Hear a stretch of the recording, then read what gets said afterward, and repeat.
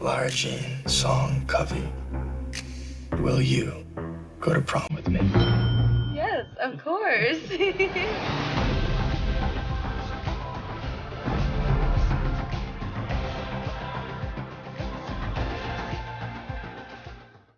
Good to see you, man. Yeah, you too. Well, Noah, this is my first question.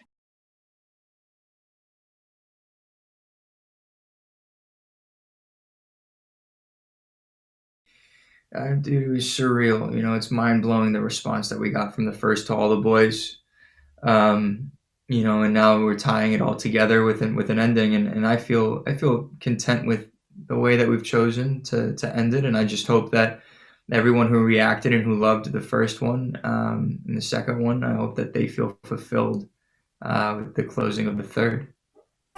It's hard to believe. I'm standing in a timeless street. What all started with a letter, a hot tub, and a diner could turn into this.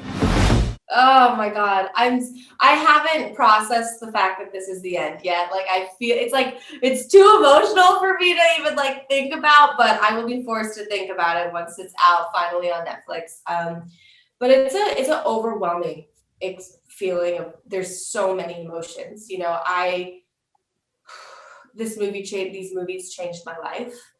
And I'm forever grateful for these movies and for the opportunity. And I love the world. I love To All the Boys. I love Lara Jean. So, and I put so much of myself into, you know, Lara Jean, and I've spent years playing her. So it feels like I'm saying goodbye to a part of myself, which is like so heartbreaking. But also, you know, with the final installment with To All the Boys, Always and Forever, I feel very satisfied the way that it ended. Like I feel like we did everything that we could, and I wanted the ending to be Lara Jean. You know, when we first meet her, she's this shy, you know, girl who doesn't like to take chances and doesn't really like to step out into the world. And at the end, we see this young woman who wants to go off on her own, and she's making choices for herself. So I'm really proud of the way that we ended this last installment, but it's definitely bittersweet for sure.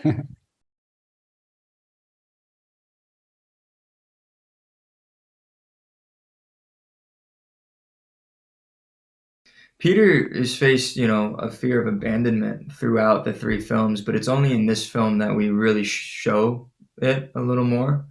You know, we dive into it a bit, and which is, I think, fantastic. I think it's nice to create another dimension to Peter outside of just the boyfriend, you know. So yeah, I think that's definitely what he deals with. Of course, Lara Jean, you know, there's struggles between them. And I think he has to be honest about the positive effect of surrendering to whatever it is that's happening in your life. And I think he learns towards the end of the film. The world keeps shifting under my feet. All I want is for it to stand still. I think the biggest challenge is realizing she needs to start making choices for herself. I think the first two movies were really about choices between guys, and I think this movie is about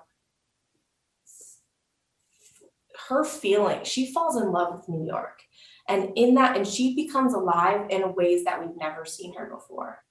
And she wants to chase that feeling.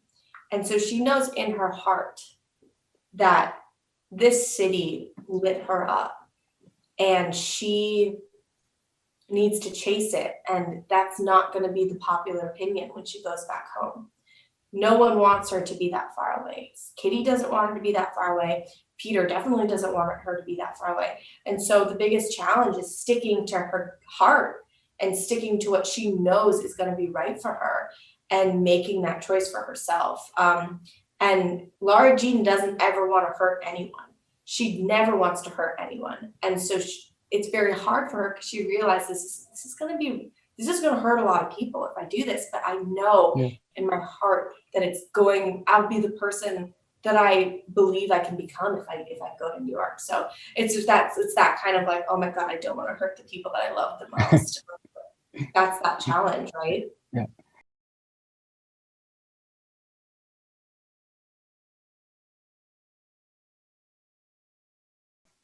Yeah, I think, it's always been amazing with Lana. I've always felt like she's had my back, always felt very comfortable with her.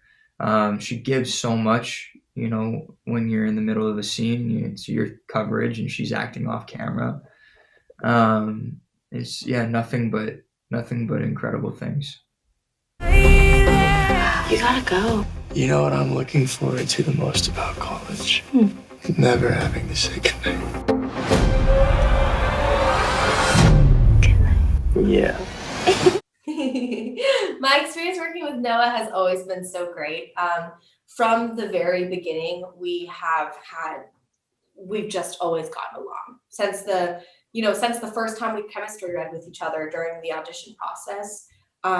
We clicked immediately. Our chemistry has always been there, and it's never, thank goodness, it's never left, which I'm so grateful for, because I was like, Noah and I would talk about it and be like, thank God, like, we still like each other 3 years later. Like, thank God we still have chemistry, because this would be a nightmare if we didn't.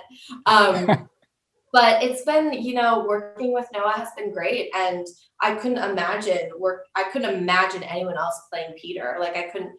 And also, I think that Noah and I both went through this really weird, wild, life-changing journey that's very hard to explain to people.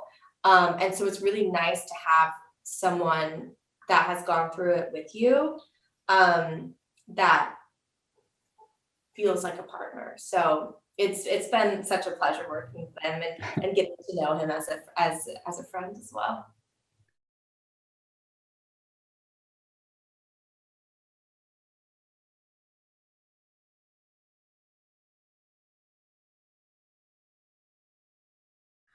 Man, if you're alone on this holiday, I hope that you're still having an amazing time, because there's a difference between being alone and being lonely.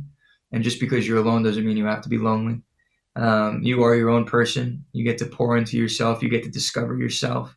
If you're not, in love, or if you're in love but you're not with someone, then it's just an opportunity to explore and love yourself, which only will then prepare you for someone even better than your last, hopefully.